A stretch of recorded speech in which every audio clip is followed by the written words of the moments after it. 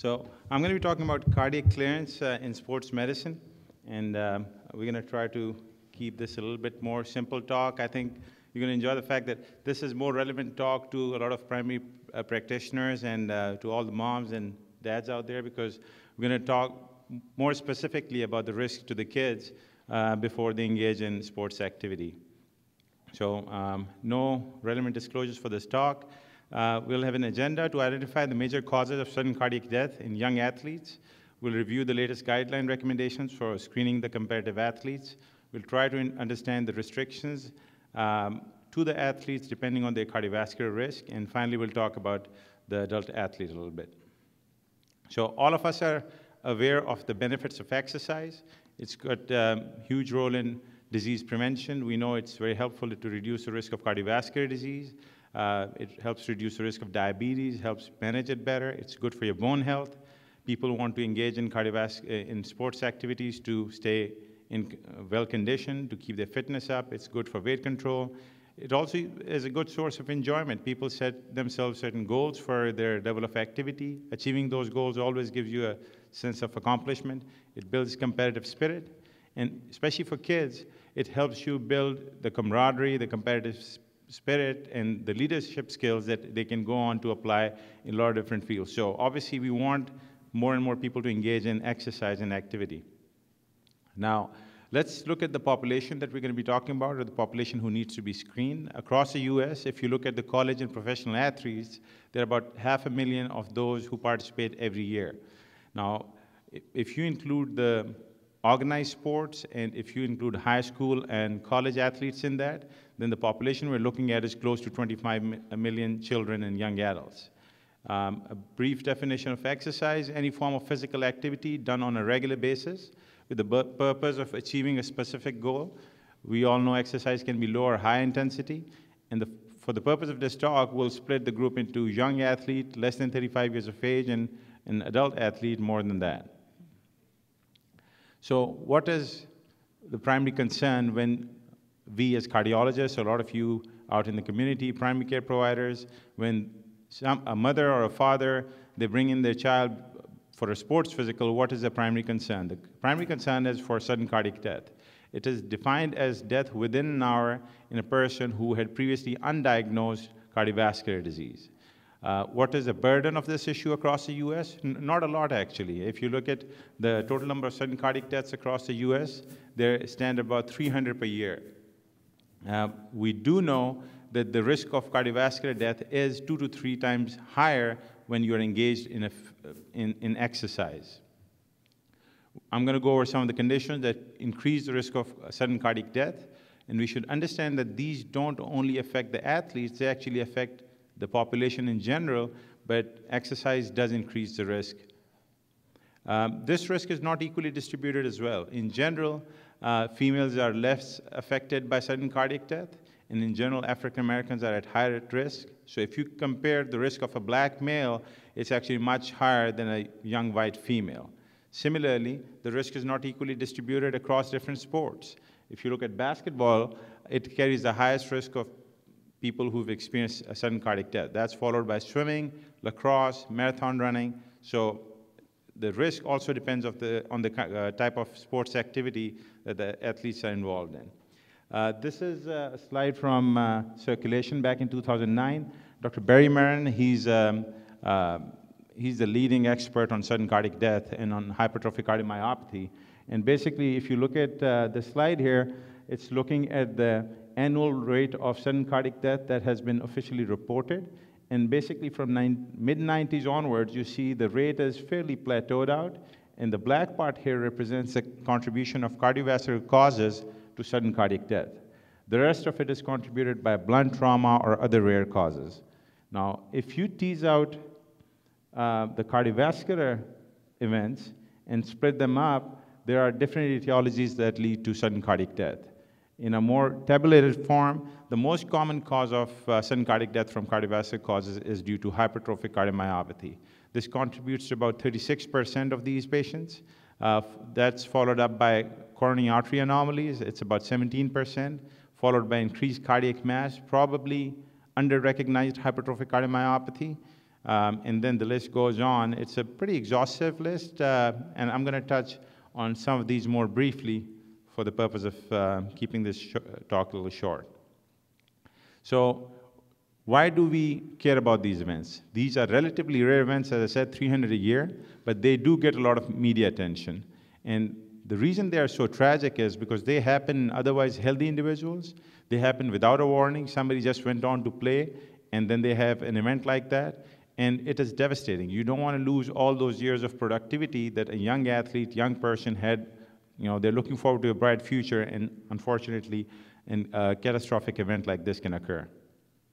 Some of you might remember Hank Gathers. He was an elite basketball player from California, and at the peak of his career at age 23, while this was a televised game, he died on the basketball court in front of everybody else. So, you know, that kind of an event does send ripples across a large section of the population. And obviously, when something like this happens, every parent is concerned, what's going to happen to my child? He died of hypertrophic cardiomyopathy. It affects about 1 in 500 individuals. Hypertrophic cardiomyopathy is, for the most part, genetically determined. It is due to a disorder of beta-myosin chain. It's usually inherited in an autosomal dominant pattern. Phenotypically, hypertrophic cardiomyopathy is characterized by thickness of the myocardium. As I said, it's the leading cause of sudden cardiac death in athletes. Some of these patients may be able to be picked up before the sentinel catastrophic event. So these patients can have palpitations, these patients can come in with chest pain, some shortness of breath, and that may lead to early detection. The risk of sudden cardiac death comes from ventricular arrhythmias, and the risk goes up as we get older. So as I said, basically this is a normal heart, and you look at the thickness of the heart muscle, it looks fairly uniform. Obviously this is the left ventricle, the right ventricle, and with hypertrophic cardiomyopathy, you usually have an abnormal thickness of the heart muscle, which classically affects the septum, although there are a lot more other variations. The next common cause of sudden cardiac death in young athletes is anomalous origin of the coronary arteries. We work in the cath lab, we do see sometimes coronary anomalies. Most of the common coronary anomalies are fairly benign.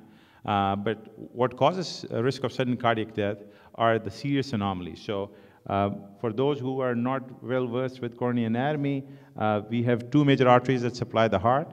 One comes from the left coronary cusp and the other from the right coronary cusp. And the anomaly would be where either the right comes from the left side, where both of them are coming on the same side, or the left comes from the right. And the problem becomes more pronounced when these arteries course through the two main blood vessels. So when they course through the aorta and the pulmonary artery, and somebody engages in exercise, there is an increase in cardiac output, which can cause compression of those arteries, which can lead to ischemia and rhythmic events. So again, this accounts for about 15 to 20% of cases of sudden cardiac death in young athletes. These patients, again, just like hypertrophic cardiomyopathy, can be symptomatic prior to their sentinel event. They can have chest pain, they can have shortness of breath, they can come with a syncope episode. The difficult part with anomalous coronary arteries is that this can be a notoriously difficult thing to diagnose, because typically the workup would include an electrocardiogram or an echocardiogram, and both those modalities would still not show that the arteries are coming from an abnormal origin. Treatment is generally curative if it's a surgical treatment, and these patients, if they get surgical correction, may be cleared to participate in sports fully. Another relatively less common cause, but people are more aware of it, is the Marfan syndrome. We all understand it is a multi-system connective tissue disorder that's caused by a mutation in the fibrillin gene. It's again got a lot strong inheritance pattern, autosomal dominant. Incidence is about 1 in 3 to 5,000. In addition to the musculoskeletal issues and the ectopic lens and the eye issues, it can also cause cardiovascular problems. The more benign ones would be mitral valve prolapse with or without regurgitation. But really what causes significant morbidity and especially mortality in these patients is the fact that these patients are at very high risk of developing aortic aneurysm and aortic dissections. Actually, if somebody has an aortic dissection less than 40 years of age, you should really be suspecting that they have Marfan syndrome. This is a group, these are cardiac channelopathies, and I'm going to list them a little bit going forward. These are basically abnormalities in the ion transport within the myocardium that leads to abnormalities in cardiac repolarization. And that increases the risk of ventricular arrhythmias, torsades, ventricular tachycardia, and ventricular fibrillation.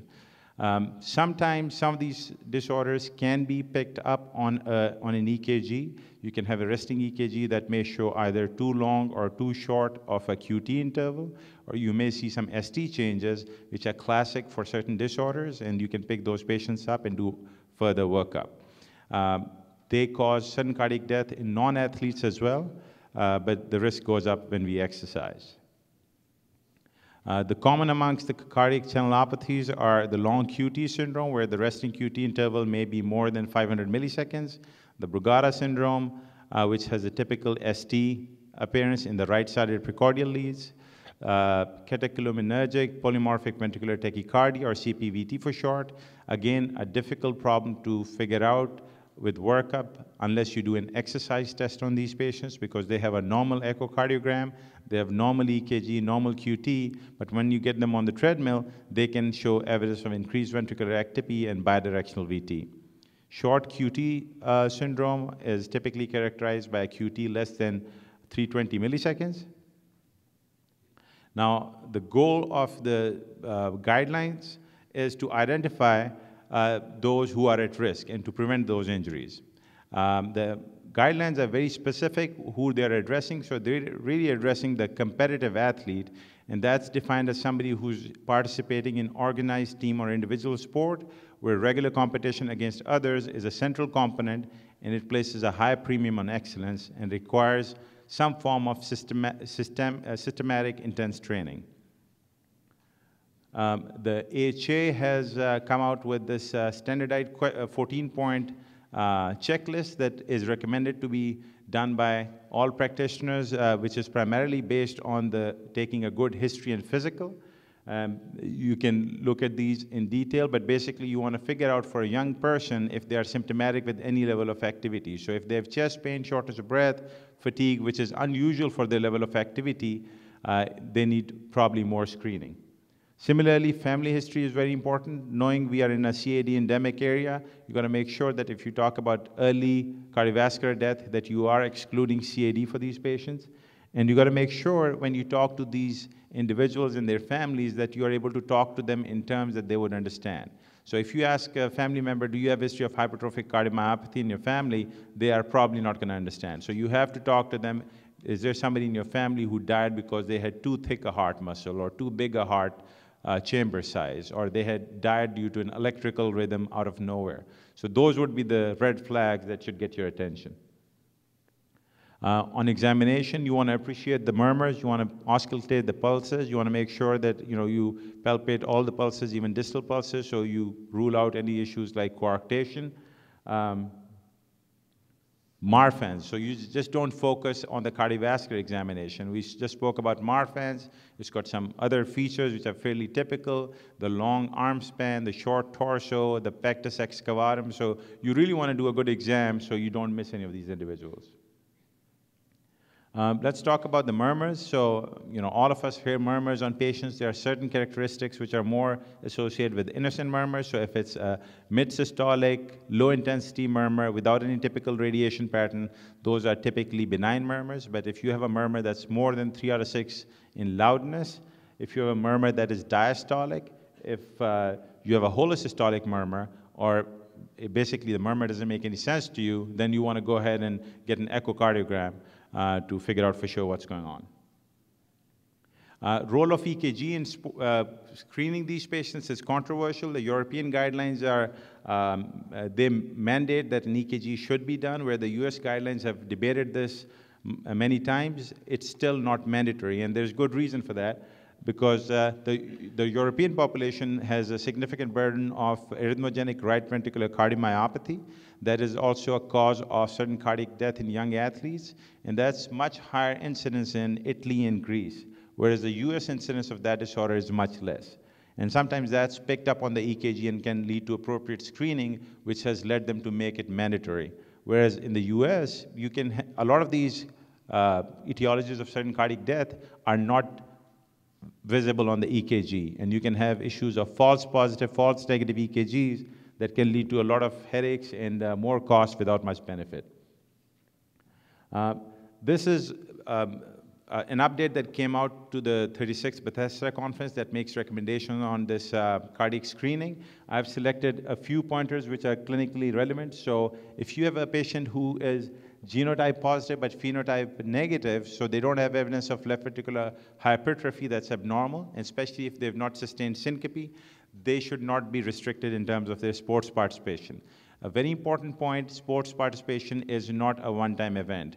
These are individuals who need to be screened every 2 years or so, sometimes annually as well. So if you have somebody who is genotype positive, you just don't give them a clean sheet at one time. You'll have to repeat the testing and appropriate workup to clear them year after year. It's not recommended to put in a defibrillator in these patients just to allow them to participate in sports. Patients who have corrected congenital heart disease typically should not have any restriction to participation in sports activities. You want to make sure blood pressure is well controlled for any young athlete before they participate. Marfan syndrome and other connective tissue disorders, these patients need to have appropriate screening with CAT scans and echocardiograms.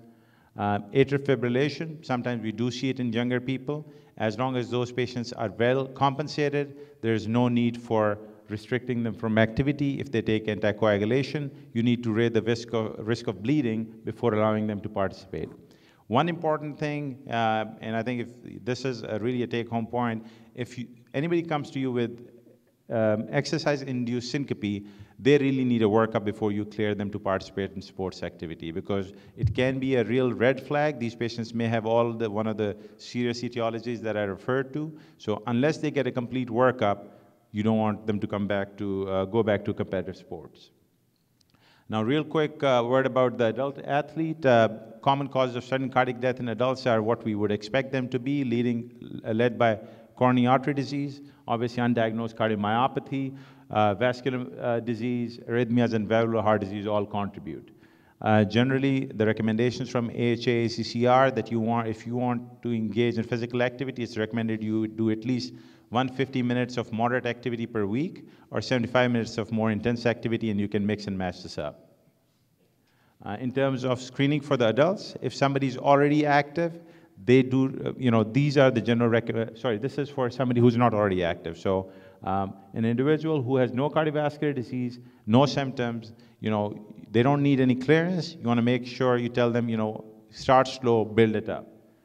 Patients who have cardiovascular disease and no symptoms, they should probably have some kind of clearance, at least a good history and physical, before you clear them up. And if they want to escalate their level of activity, they would need some kind of clearance. Especially for patients who are adults but have no diagnosed cardiovascular disease, but have symptoms that are concerning, chest pain, shortness of breath, syncope, especially if associated with physical activity, these patients should get clearance before starting the physical activity. Now, for patients who are already exercising and they're asymptomatic with no CAD, there's no need for clearance. If they have cardiovascular disease and no symptoms, they only need clearance if they are going to try to do more strenuous activity. For patients who don't have yet any cardiovascular disease that's diagnosed but have concerning symptoms, just like the young athlete that you see, you want to stop and do a good workup before you want them to return to more aggressive physical activity. So if we want to lower the risk of sudden cardiac death and injury in our young population, we should recognize the importance of pre-participation examination. Obviously, parental involvement is essential. We want all the staffs that's there, the coaches, the trainers, the athletes, to be aware of the danger signs and what needs to be brought up. The availability and appropriate knowledge of how to use an AED has really helped reduce the risk of sudden cardiac death across all populations, including young athletes. And CPR training is very beneficial. Now, I'd like to conclude that, this was a little bit morbid talk, but I don't want you to get an impression that exercise is not good for you. Exercise is good for each and every individual, whether they are kids, adolescents, young adults, older adults. So it helps build good qualities in kids. It helps reduce the disease burden. So the idea was to make you aware of how to screen these patients appropriately, but we certainly want to encourage these individuals to get more active and stay healthy. So a sore today for a strong tomorrow.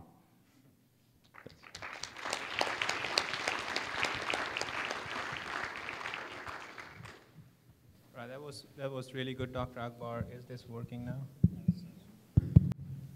Okay, just two quick comments, and then we'll take questions from the audience. So one thing just from my experience where I did my residency, we used to screen quite a lot of athletes who are in their teens, so they're really young. You have to know what to expect just physiologically. So, you know, if you hear a soft systolic ejection murmur, it's okay. You have to know, you know, the subtle variations in the normal EKG, because when you start telling their parents that, you know, this is abnormal and they need to see a cardiologist, and say the wait time is 1 month, for that 1 month they're not sleeping. I mean, the parents are not sleeping at all. So it's really important to know what the normal limit is. That's one. Two, it generates a lot of unnecessary testing, and that's the reason we don't do EKGs here in the US on every athlete, because again, you know, EKG, who reads the EKGs? You know, a lot of people read EKGs, and you know, even between cardiologists, you know, I might say something which is abnormal, which might be normal, and Dr. Cass might read it as normal. So when you read something abnormal, it will generate, you know, more studies, either echo, if you're worried about ARVD, you'll get a cardiac MRI. So it's a lot of resource and money that we're spending on something which is not needed. And that's the reason in the US, EKGs are not recommended. Now, why are they recommended in Europe? Because the prevalence of ARVD is much higher in Europe, especially Italy. So there they think it's more cost effective to get EKG and screen primarily ARVD patients so that you can pick them up early and intervene. Yeah, and coming back, you know, these are statistics, and you know, generally, if you look at the incidence, it's very low. But I was just talking to a friend, and you know, his kid is doing fine now, but he was talking about there was some concern about their daughter's health, and he said, you know, my wife went into this mom mode. So, and he was, you know, like he was scared at that time. He said she went into a mom mode. So when you are talking to parents, especially about their kids, you know, they really, that's what you gotta, you know, education helps, and simple communication in terms of talking to the family, in terms that they understand, and they understand that, you know, the risk is about 300 deaths per year, which is fairly small. But again, you know, when it comes to parents, they want their child to be safe, so sometimes those costs become, you know, it's hard to hold back. I think my advice to the students is history-taking skills. You got to improve your history-taking skills, physical examinations. You need to learn the murmurs very well, and this is going to help very well. And try to read EKGs right, look for QTC intervals, corrected QT, learn how to calculate QT interval and QTC intervals. That was great. I was wondering if you had any comments to make on young kids who were diagnosed or had an episode of sudden cardiac death or have had an ICD placed. And some of these are really competitive kids, and they still want to continue pursuing their career. Are there any restrictions, to your knowledge, if they have an ICD? I know Yale was doing a study in terms of following up patients. Do you have any comments in terms of patients or young kids who've had an ICD, whether they should, if they want to participate, is there any restrictions? So there are certain cardiac issues like you know, ARVC and Marfan's. Unfortunately, these are conditions which carry a high risk of sudden cardiac death, and which you can, at least for ARVC, you can fight off with an ICD. With Marfan, there still is no solution because you want to avoid any contact sport that might increase the risk of aortic rupture. That's why if you actually think a child has a problem, it's very important to have in a patient conversation and a simple conversation with patient and family, because you are restricting another kid who sees all these kids around who can do everything. And it carries a lot of emotional burden, psychological burden for those patients. So I would probably, I don't have any data to back it up, but what I would probably want to do is help the family make a decision together so they are not feeling the burden of making that decision by themselves, whereas I also want them to understand the risk. So you don't necessarily want to make that decision for the patient's family. Just a follow-up, and might be a little different than what you were talking, but more relevant to people in this room who are probably over the age of 50. There is some data that calcium score increases in patients, in people who run marathons. Do you have any thoughts or comments as to the preponderance of somewhat higher cardiac events and more calcium score that happens in marathon runners over the age of 50? I won't be able to talk about marathon runners specifically, but obviously, higher calcium score does signify more atherosclerosis. So, and the only thing that is relevant is that with the same baseline risk, the risk of cardiac event does go up 2 to 3 folds when you're engaged in a more competitive athletic activity. So, is that what triggers the events more so in this population compared to a baseline population that has a high calcium score? I think that's up for debate. I think the panel here, and you've brought out a very good distinction about assuring parents and kids. I would just say there are times when things are not very clear, whether it's athlete's heart versus hypertrophic cardiomyopathy. And I think if in primary care folks and other people, if they're not sure of what it is, I think it's good to refer them. For certain cardiology fellows should read up, if they have not already read up, Reggie Lewis, who was a basketball player, that story, which it was a contradiction with 2 different cardiology groups giving their recommendations. And I think you should absolutely read that story because it tells you how important this is in terms of diagnosing it accurately, not necessarily to scare patients away, but you want to be very accurate when you make your recommendations, because this has real ramifications for young lives lost if done wrong. Correct. I completely agree with that. One of the most successful ACOs of the country. Please welcome Dr. Singh.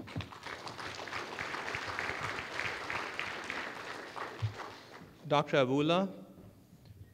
Dr. Avula is board certified in internal medicine and sleep medicine. He has been in practice for over 20 years.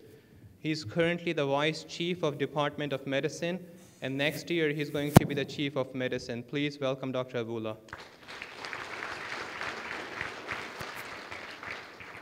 Next is Dr. Kaul. Dr. Kaul is one of our very busy community practitioners. He specializes in internal medicine and geriatrics. He has been in practice since 2001, and we're very glad that you're able to find the time to be on the panel today. So welcome all the panelists and our speaker, please.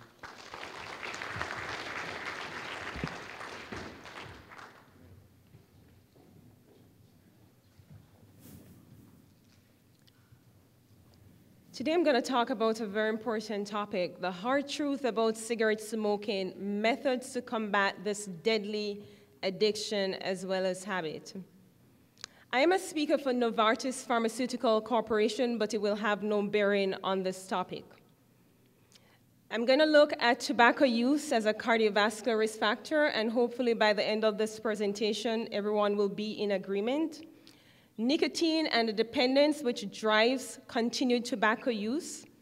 I will also look at overview of smoking cessation and the importance of intervening in clinical practice, and how smoking cessation counseling is a teachable moment, not only in our patients once they're hospitalized, once they have developed a cardiovascular disease or risk factor or some other complications from smoking, but also in our patients in the clinic. Finally, I will finish with pharmacotherapy. So let's look at this and put this into perspective. Cigarette smoking continues to be a major health hazard, and it contributes significantly to cardiovascular mortality as well as morbidity. Tobacco, which is a legal drug, kills 23 times as many people as all illegal drugs combined. Cigarette smoking is the largest preventable cause of illness as well as premature death in the United States. So there is work to do. The American Heart Association reports that almost 500,000 people die in the United States from cigarette smoking, including 42,000 deaths from secondhand smoke exposure. Secondhand smoke exposure is not benign, it is environmental exposure. It's only 1/100th of the exposure to those who are actively smoking, but yet there's a 30% increased risk of cardiovascular disease. And regardless of how old our patients are, it's really never too late to quit smoking. I've had patients who have been smoking for 7 decades that have decided to quit, so there is work to do. There's a 33.5% smoking-related death that are cardiovascular-related. On average, male smokers die approximately 13 years earlier than male non-smokers. For female, on average, 14.5 years earlier than female non-smokers. Let's put that into perspective again. A woman who smokes is 6 times more likely to have a myocardial infarction and/or stroke versus a woman who doesn't smoke. And so current cigarette smoking is a powerful, independent predictor of sudden cardiac death in patients with coronary heart disease. And let's look at tobacco use. When tobacco leaves are burned, you have hot air and gases containing tar and other toxins that are produced. However, it's the nicotine that really drives this dependence. There are more than 4,000 known chemical toxins in tobacco smoke, and about 69% are carcinogen. From 1964, the United States Surgeon General has issued the first major report stating that cigarettes were a major health hazard in our society. At that time, 42% of the adult population was smoking. There are many harmful agents in the tobacco. There's cadmium, ammonia, formaldehyde, even lead. You know, they're paint in there as well. But there are also radioactive agents such as benzene and DDT. And these contribute to some of these cardiovascular risks that we'll look at. But the main adverse effect is the nicotine. It is the nicotine which actually drives this addiction. 37 million Americans are smoking. This was from the CDC in 2015, 15% of the adult population. And there's about 50% that will try each year to quit. Our school-age children, so the middle age as well as high school children, are smoking as well. Every day, approximately 4,000 school children will actually have their first cigarette. Treatment is most often offered to those who have tobacco-related diseases. We can actually do something before it gets to this stage. And it really costs taxpayers a lot of money. So we have come a long way since 1964, when the Surgeon General issued that first warning, where 42% of the adult population was smoking. In 1997, that was at 25%, and we've made some way. It's about 15% in the general population, and it's also decreasing among our youths. We know that smoking can damage every single organ in the body, every single blood vessel. But that's not what I'm going to talk about today. I'm going to focus on the cardiovascular system. Smoking affects the cardiovascular system by increasing the heart rate, the blood pressure, as well as cardiac output. One of the major things that initially begins is impairment of vasodilatory function. And this will herald a cascade of atherosclerotic changes in the vessels. Once there is damage to the endothelium, cytokines are released, and there's more susceptible to further damage, more plaque formation, risk of rupture. The clotting system gets activated. There's an increase in white count in smokers, 20 to 25% versus someone who doesn't smoke. Once the clotting cascade starts, there's really no stopping. There's increase in fibrinogen, which is directly related to the amount of cigarettes that a person smokes. Once that system gets activated, there's activation of prothrombin and increased risk of myocardial infarction. There's also an increased risk of peripheral vascular disease that we saw in session 3 today. There's decrease in the good cholesterol levels, the HDL increase in triglycerides, and also an increase in the LDL cholesterol. Those are actually thought to be linked to insulin resistance. So where do all these data come from? Unfortunately, this was a group of young people somewhere between the age of 15 and 34 that died from non-cardiovascular complications. They either died from suicide, accidents, or homicides. So what they did, they performed autopsies on these young people, and already they have formed atherosclerotic plaques in the abdominal aorta. We also see patients when we do TEE, even at a very young age, that they will start having atherosclerotic plaques in their aorta. Or carotid ultrasound can pick up intimal thickness as well. The relative risk of cardiovascular death is 2.1 for someone who smokes 1 to 2 cigarettes per day, and that risk increases to 2.9 if you smoke greater than 25 cigarettes per day. So acute myocardial infarction as well as sudden cardiac death are strongly associated with cigarette smoking, and that is in addition to any other risk factor. This is a very important slide. I hope I'm pointing correctly.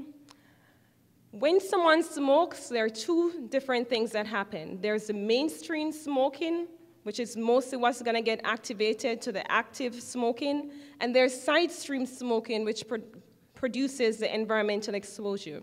That is the passive smoking. The active smoking causes a tar phase as well as a gas phase. The tar phase is that there's in the cigarette, right here, there's something called a Cambridge glass filter. And what it will do is to filter out the large molecules or the large particles that's 0.1 micrograms or more. What happens is with the tobacco combustion, that actually gets transformed into free radical, 10 to the 17 free radicals per gram. And that's going to create havoc on the blood vessels. Also, there is the gas phase. The gas phase are the smaller particles that actually get to pass through. So they're smaller than 0.1 microns. Each puff will produce about 10 to the 15 per puff of free radicals. Once that gets activated, the free radicals from the gas phase only last for a few seconds. But the one from the tar phase is dangerous. Those will last in the body for weeks to months. So look at what happened. Nitric oxide, which is important for vasodilatory function, gets decreased. There is decreased bioavailability of nitric oxide. There's increase in oxidative stress, and numerous cytokines are produced. These include tumor necrosis factor, interleukin-6, and other cytokines, which are the whole inflammatory cascade is going to be activated. There's vasomotor dysfunction. There's increase in prothrombotic factors, increase in leukocyte, platelet adhesion. There's also smooth muscle proliferation, and this will initiate as well as cause a progression of atherosclerotic disease. There are certain demographic groups that are really severely impacted by tobacco epidemic. Numerous studies have been done that show a lower socioeconomic status. For example, someone who makes less than $20,000 per year is at increased risk for smoking and all the complications that comes with that. Also, lower educational level, certain race and ethnicity, the LGBTQ community, as well as the homeless, and we really need to pay particular attention to these groups. I think it's no secret that here in Kentucky, we all, many of our patients like to smoke. Unfortunately, we are in the top 3 states that smoke in the United States. As I said before, in 2015, the last data, 15% of the adult population is smoking. For Kentucky, that is the bright blue, 23 to 27%. And this also translates into our adolescents or middle-aged and high school students. The general population, 5.5%. In Kentucky, almost 9%. So most smokers become addicted to the nicotine, which is found naturally in tobacco. More people in the United States are addicted to nicotine than to any other drug. And some research actually suggests that nicotine may be as addictive as heroin, cocaine, methamphetamine, alcohol. So we have to tell our patients this. We have to be compassionate. It's really not their fault, right? It is a dependence. It is a drug. And I think once we start telling them that they'll realize that this may be a chronic problem and it's something I have to overcome. And because of that, quit smoking is really difficult. It may actually require several attempts. On average, people take about 6 to 7 attempts.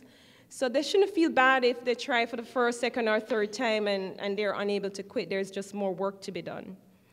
A lot of people who quit smoking actually start again because of the withdrawal symptoms. So you have to prepare them for that. And I'm going to show you how exercise can really help with that. Also, because of stress, they'll start smoking again, so counseling has to come on that part as well as weight gain.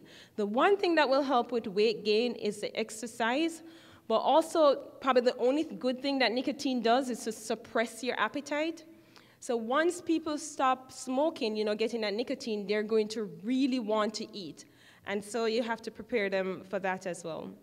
There are some non-pharmacologic smoking cessation strategies which are listed here. But I'm going to focus on the pharmacotherapy as well.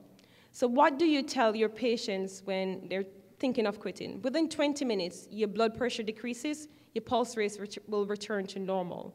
Within 24 hours, the risk of myocardial infarction decreases. Within 1 year, the excess risk for cardiovascular disease or coronary heart disease is half that of a person who does not smoke. At 5 years, the stroke risk is less. Within 15 years, coronary heart disease risk is the same as a person who has never smoked. So what are the clinical practice guidelines on smoking? And there is practice guideline out there. Tobacco use must be considered as a chronic disease. It probably should be listed in our medical history, the medical history of the patient. Chronic tobacco use or chronic tobacco abuse. It is a risk factor. Just you list diabetes, you list hypertension, you list hyperlipidemia. You probably should list chronic tobacco use as well. Providers and the healthcare delivery system must identify, must document, and treat every tobacco user. Healthcare providers should offer at least a 3-minute counseling interaction at every visit, not just the first visit, not the second visit, not when the patients come to the hospital, but also in the clinical setting. And all smokers who are willing to quit should be offered pharmacotherapy. There are some exceptions, people who are breastfeeding, pregnant women, adolescents, and those with medical contraindication. And those who smoke less than 10 cigarettes per day is not an absolute contraindication, but some of these patients can actually quit without pharmacotherapy. And here's a big one. The insurers and purchasers should reimburse counseling and pharmacotherapy for all patients and the clinicians who provide tobacco dependence treatment. So where am I getting this data from? The Kentucky ACC sent out a general email back in June. As of June 29, Senate Bill 89, it is mandated that all insurance companies have to pay for these patients for their pharmacotherapy, as long as the pharmacotherapy is FDA approved. It also states that whoever does the counseling should be reimbursed as well. So here are the codes. These are for the clinicians in here today. You can be reimbursed as a 99406 code. It works as long as you document that you spend 3 to 10 minutes counseling the patient on smoking cessation. I have checked on this. Every single insurance company is reimbursing these codes. The only one I've seen so far is Aetna Better Health. 99407 is smoking and tobacco use cessation counseling, intensive greater than 10 minutes. So you can bring the patient back just for this. You have documented your 3 to 10 minutes, you have billed for this, and now you're going to bring them back in 2 weeks for additional counseling. And if you're going to do it in a group, it's 99078. So how do we approach patients who need counseling on smoking cessation? Remember the 5 A's. First, ask.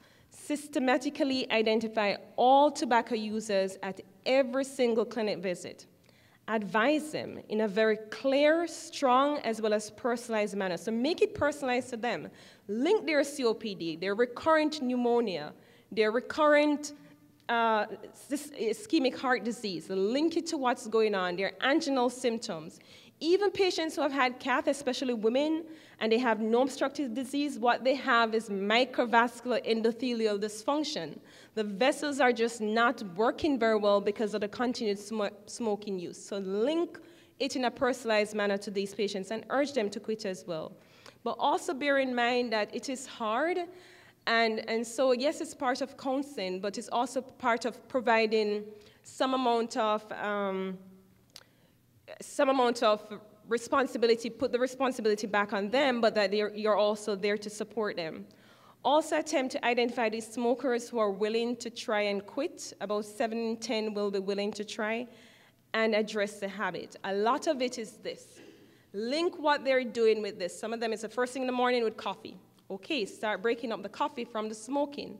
A lot of them is they're talking to their friends who are also smoking. Okay, so probably talk to that friend on the phone. Once you break that habit, it's going to be easier on the patient, but they have to identify the habit and what they're linking to their cigarette smoking. Assist the patient in quitting. You can provide behavioral counseling and or pharmacotherapy and have the patient actually set a quit date. What I tell my patients is find a date, not a week or two from now, it's not gonna work.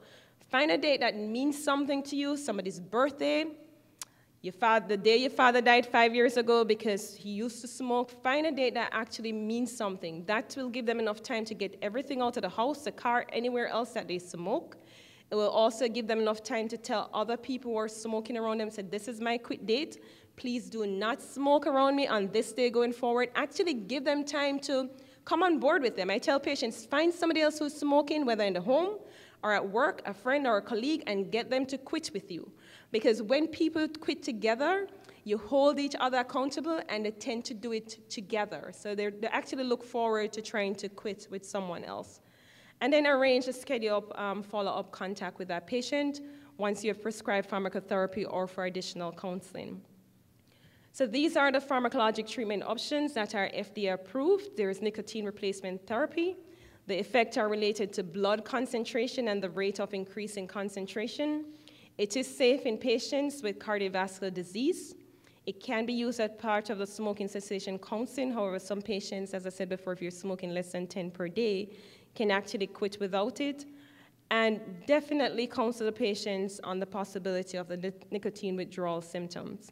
There are several forms that are available, and they all seem to be similarly effective, but counsel them on the potential side effects as well. Using 2 types of nicotine replacement therapy has been found to be more effective than using a single type. So there's evidence that combining a patch that has a more long-term effect with one that provides more rapid delivery is more effective than just a single type alone. And regardless of what type of nicotine replacement therapy you use, it will work for the most part. It is safe in most individuals, even if they're concomitant smoking, and there's a negligible risk of cancer compared to the risk from continued smoking. Although it is a potential fetal teratogen, the benefits may outweigh the risk of smoking during pregnancy, and this is something you need to discuss with your patient. And there's a lower risk of abuse. So Bupropion, which is Zyban or Chantix, is a sustained-release form of antidepressant, very good for patients who have concomitant depression. It does act by enhancing CNS noradrenergic as well as dopaminergic function. You want to start it about a week or 2 before the smoking cessation date. So that's a very important reason why the patient needs to set a quit date, right? So they'll know when to actually start it. Don't try to start it the same day that they're trying to quit. It's not going to work.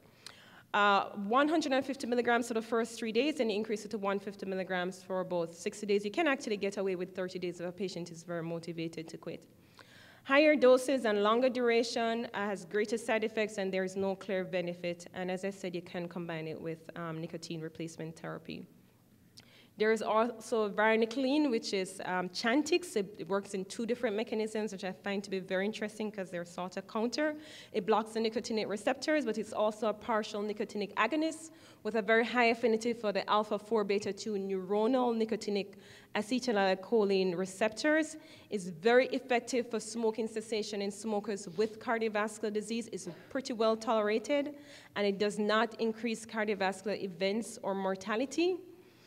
There are several studies that shows that the abstinence from smoking is greater, the craving is less, the withdrawal symptoms are less with Chantix, and there significantly increases smoking cessation abstinent rates among smokers who are seeking treatment, or if a patient wants to quit abruptly, probably this is the one to go with.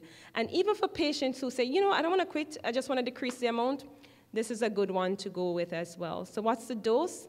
It's 0.5 milligram once a day for the first 3 days, then you're going to increase it to 0.5 milligrams twice a day for the next 4 to 7 days, and you increase it to 1 milligram twice a week for about 12 weeks, but you can do up to 24 weeks.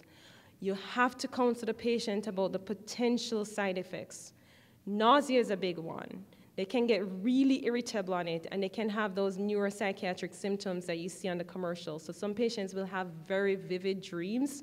Some people actually really like those side effects, but some people absolutely do not like it, and they come back and tell you the most, dreams, and as well as hallucinations. So counsel them on those potential for side effects. There are some other therapies listed here with limited success. They're not FDA approved, so if you write those for just that reason, you will not be reimbursed for it, or the patient will have to pay for it. And I went through the side effects of the quitting process before. So what about these reduced risk cigarettes? These include the low tar and the light cigarettes, like e-cigarettes that deliver nicotine with minimal tobacco combustion. For e-cigarettes, not much at all. There are also low-tar cigarettes that have not been shown to be substantially reduce the health hazards of smoking, but they do provide sufficient nicotine to sustain the addiction. There are some novel products that may deliver fewer or lower levels of toxins, but some will deliver more carbon monoxide, not good. Smoking cessation medications are therefore most likely safer than any of these reduced-risk cigarettes. And the e-cigarettes is a big one, especially in children. So let me tell you something about e-cigarettes. They're really not safe. I know there's a study that came out back in UK in February this year about that e-cigarettes, it was vaping is safer than cigarette smoking, to some extent. It still has 29 carcinogens in there. More importantly, that study was only done on 181 patients. And on average, they were doing the e-cigarettes for 17 months. I don't think that's enough time. We don't have enough data on it. I think the jury's still out on e-cigarettes. I would say if they're using it just as a bridge to really quit by decreasing the nicotine dose, it's okay, but a lot of patients, you'll see, it's associated with greater risk for subsequent cigarette smoking initiation or reinitiation, as well as there's increased past 30 days cigarette smoking. And this was based on a systematic review and meta-analysis of many longitudinal studies. So one study out there is just not enough for me. And so strong e-cigarette regulation could potentially curb use among youth and possibly limit the future population level burden of cigarette smoking. And before I came to Kentucky, I never saw this one, but it's pretty popular here. The dipping, right? The chewing of the tobacco is really, it's probably a potential aid to reducing or smoking cessation, but you know, it can cause oral cancer, and these are pretty addictive too, so they're not recommended for smoking cessation. And so 7 every 10 adults will try to quit. We need to help them with this, counsel them, provide pharmacotherapy. And since 2002, the number of former smokers, and this makes me really happy, has been greater than the number of current smokers, right? But there's still work to do. The older we get, or the older our patients get, is the less likely they are to quit. But note that 4 in 10 patients over the age of 65 still are willing to try, so we can still try to convince them. And what about patients who are in the hospital? So this is a study that was presented at American College of Cardiology scientific session this year in Washington. And so Pack and colleagues examined the diagnostic billing from 282 hospitals. I'm not sure if Medical Center Bowling Green was involved in this between 2004 to 2014. And it's a pretty huge study. It's over 36,000 patients. These patients were hospitalized for myocardial infarction, or they're going for heart surgery. And about 70% of them were men, average age 58. 63% of them were actually diagnosed with myocardial infarction. Only 30% of them received at least one smoking cessation therapy or counseling during hospital stay. Not good. Smokers who had lung disease, they used alcohol, were depressed, or were younger than 58 were statistically significantly more likely to receive smoking cessation therapy. I really think our number is better than this, right? We'll go to our panel afterwards, but I think our number at Medical Center Bowling Green is definitely better than 30%, but we still have work to do. And when all else fails, go back to this. I mean, think about how much money people will save if they really quit smoking. They could go on a nice trip at the end of the year. One patient told me that he quit smoking because he wanted a new vehicle, and that's how he's paying the mortgage for it. Another thing that we should tell our male smokers, and this is for real, just how the tobacco is affecting the carotids and the risk of stroke and the risk of heart attack. It also causes erectile dysfunction. It's affecting those vessels there, and I find that very, very useful on my male patients as well. So I would like to think, since a statement was made by the American Heart Association back in 1956 when they weren't sure whether or not the smoking thing causes cardiovascular complication, yes, it does. And so we have really made tremendous progress in the last 7 decades, but there's still work to be done. Thank you very much. Do you have any questions?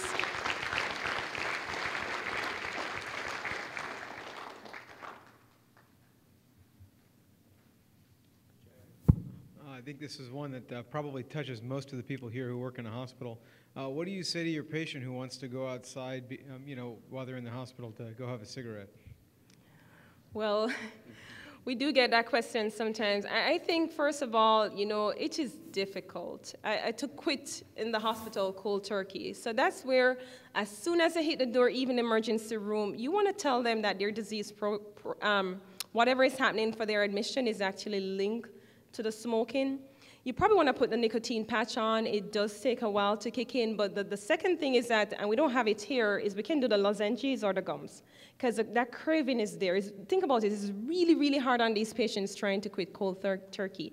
But I think combining counseling, I think the nurses, have to call us and say this is what's happening, because sometimes we're not even aware, but that's where you want to reiterate to the patient that is not the best thing to do. But the craving is there, you got to come at it from their standpoint as well. The craving is always going to be there.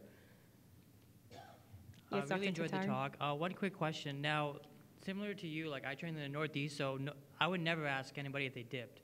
So now, is there any statistics about cardiovascular risk in people who dip as opposed to smoking? Right, the major risk is really oral cancer, but that nicotine is still there, so what you'll see a lot, they go back or they combine it with the smoking, and that tobacco combustion that's there, that's going to propagate the atherosclerotic disease, is going to continue to be there. So I would say just don't dip, it's not good. So we all know nicotine patch does have significant side effects. So I would like to ask my friends on the panel, how often are we getting cardiac clearances before you start these patients on nicotine patch? Jacqueline, you think we really have to give clearances to these type of patients? Well, let's hear what the panel has to say first. What do you say, Praveen? Well, nicotine patches per se. Nicotine patch per se should not significantly increase any risk of adverse cardiovascular events. And if you look at some of the, especially if somebody is a smoker, because they've already exposed themselves to the risk, right? So we're trying to reduce the harm that the additive effects of smoking does to these patients. So I think it's perfectly safe if we know how many cigarettes a patient smokes. Greater than 10 cigarettes a day, we almost reach for the 21 microgram patch, and typically we would do 4 to 6 weeks of that, and then step it down to 14 and 7, and then subsequent quit. Thank you. In my practice, I like to go straight to pharmacological agents because we know that the quit rate is highest with Chantix. And I always tell my patients that you're more likely to be at risk from smoking than from Chantix. And now that most insurance are paying for it, patients are motivated, but we shouldn't forget we're the second biggest tobacco producing state in the country. So there are some well set notions people have. One of the biggest notions people have is that dipping is not going to cause me to have any heart disease or lung cancer? Yes, but it's called oral cancer. And if you look in our practices, and I don't know if one of the oncologists is here or not, but they will tell you that the incidence of oral cancer in our area is probably the highest in the country.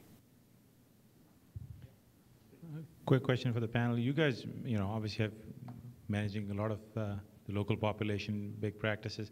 Real world scenarios, what are the bigger challenges that you come across every day? Because, invariably every second, third patient you have is a tobacco user. So in your experience, what is the real world challenge? Is it the compliance? Is it the understanding? Is it the denial? Because then once we understand where the problem is, then you can address it the right way. If it's the denial, then you probably want to work on the education part more. But I'm sure it's a combination, but in your experience, which are the bigger challenges here? It's really tough to say. Most of these people really know it. They know what's causing to them. Most of them, they have a relative who died from heart disease or lung cancer, and they will tell you, my dad died at age 50, I'm 51, I'm lucky. So that's what we're faced with. Now, we have an incentive now that insurance does pay for it. Before, they were not paying for any smoking or nicotine replacement therapy. So I think you keep trying. One of these days, the patient will walk down the hallway and he's seeing one of your colleagues and nurse practitioners and say, hey, by the way, I quit smoking. That'll be like 10 years down the road. So in women especially, the difficulty we see is the association between depression and nicotine addiction and tobacco use. And a lot of time they tell you, it's my Valium or my Xanax. And there is studies that suggest, and there is a great link between these two, especially in middle-aged women. And the challenge also you see in the people, the older they get, they don't want to quit smoking. It might be the only thing they enjoy in life. But you keep hammering till you win one of these days. Thank you.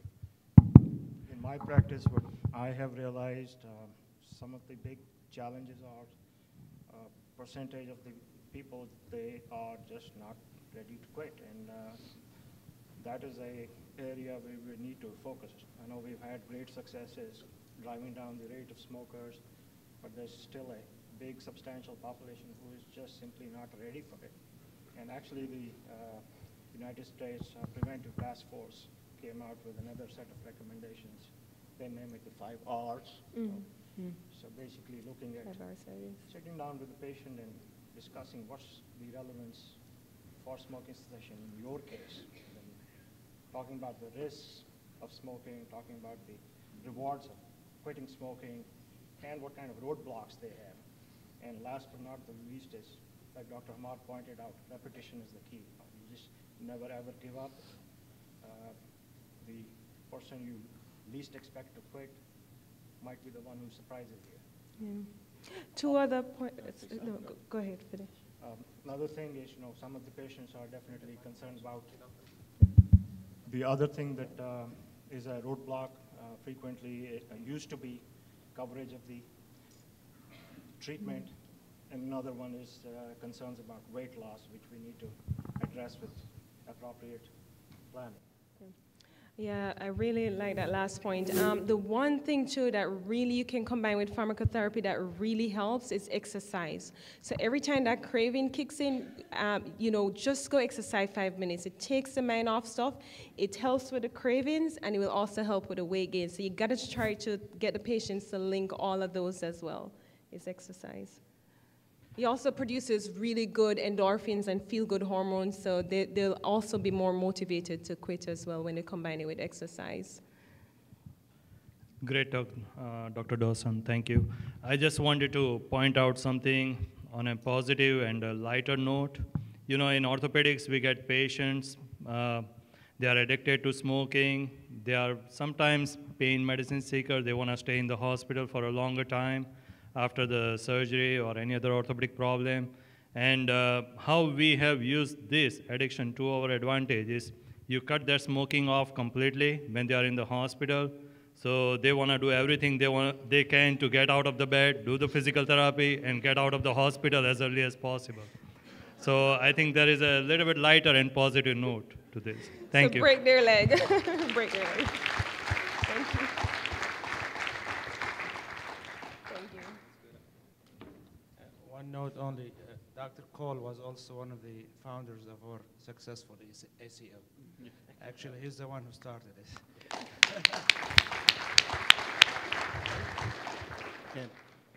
Can I just add, there are some community resources that we can offer our patients. I give my patients the 800 number, 1-800-QUIT-NOW. I tell patients to call 1-800-QUIT-NOW, and there's a national coalition that helps patients and guides them through the process. They reach out on telephone, sometimes via the net, and they try to give you an individualized treatment plan to quit. And they also do cover, interestingly, the patches and the gum.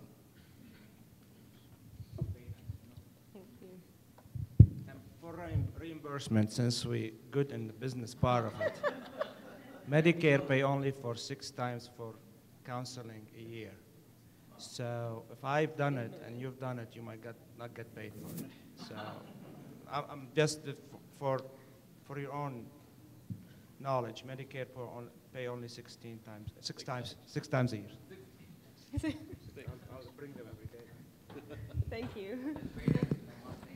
All right.